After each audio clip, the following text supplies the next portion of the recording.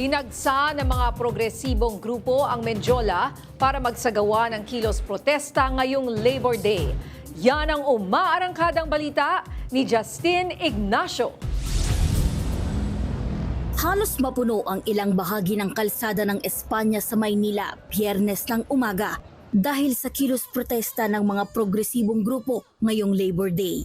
Pasado alas 5 pa lang ng umaga, nagtipon-tipon na ang ilang mga grupo sa Welcome Rotonda sa Quezon City patungong Menjola.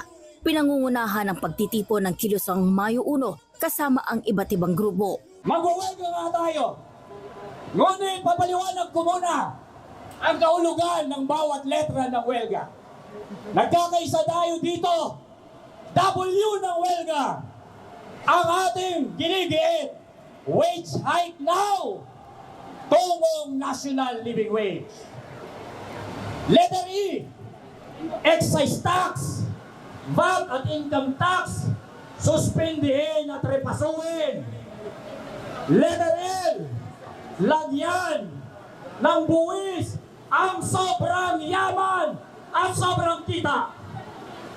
Letter G. Gawing abot kaya ang presyo. Letter A.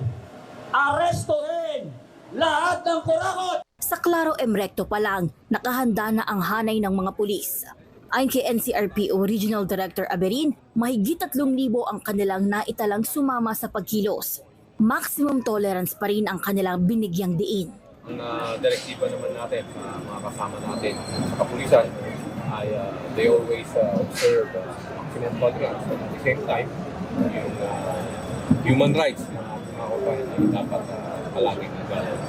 Pero of course, kung may karahasan o paglabag na sa batas, ay yung ating kapulisan ay hindi dapat basta-basta natin.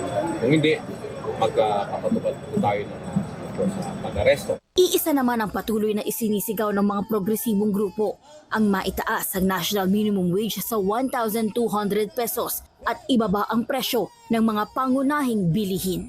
Ako, si Justin Ignacio ng PRTV News, nagseserbisyo para sa Pilipino.